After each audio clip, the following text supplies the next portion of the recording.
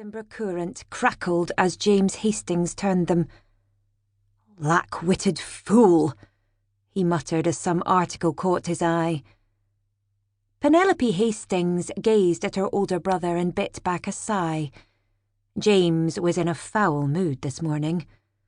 She had known it from the moment he joined her in the dining room, giving her only a curt greeting before turning his attention to his tea and the newspapers laid next to his plate. Accustomed to her brother's moods, she had ignored his incivility and had instead calmly taken her own repast, enjoying the hearty porridge and freshly made scones. Now, as she sipped her chocolate, she wondered whether she should leave her brother in peace or try to discover what was troubling him. "I thought I might visit the shops today," Penelope said. "We need new linens, and if they are not too dear, perhaps new drapes for the sitting room." James made no response. "While I am out, are there any commissions I can execute for you?" Penelope asked. "No," James said, his attention seemingly fixed on his newspaper. Yet he had been reading the same page for the last several minutes. Surely the Edinburgh Courant contained no news that would hold his interest so closely.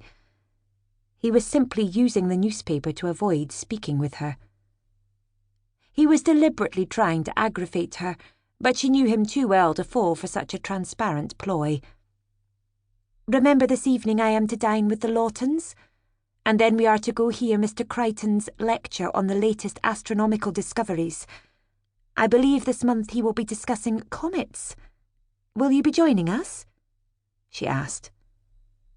The newspaper was folded with a snap of his wrists and laid on the table with far more force than was necessary. "No, I will not be joining you," he said, meeting her gaze for the first time this morning. Ah, a reaction at last. "Very well, I will convey your regards to the Lawtons," she said. "I will be escorting Miss Carstairs to a musicale this evening," James said. "You might wish to consider joining us instead, so you can make your apologies." "Apologies?" "Certainly. Miss Carstairs told me all about the literary salon the other day, how she was humiliated and how you did nothing to defend her. I could not believe my own sister capable of such rudeness." Now she knew what had prompted his earlier pique. "I regret that she did not enjoy herself," Penelope said carefully, forbearing to mention that it had been his idea that she invite Miss Carstairs. "The members of the Literary Society enjoy lively debate, it is true, but it is a civilised discourse." "Amelia told me they laughed at her," James said, for once breaking from his careful formality. Had they? She could not remember.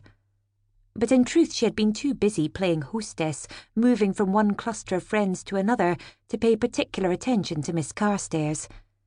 Perhaps she should have watched over her more closely.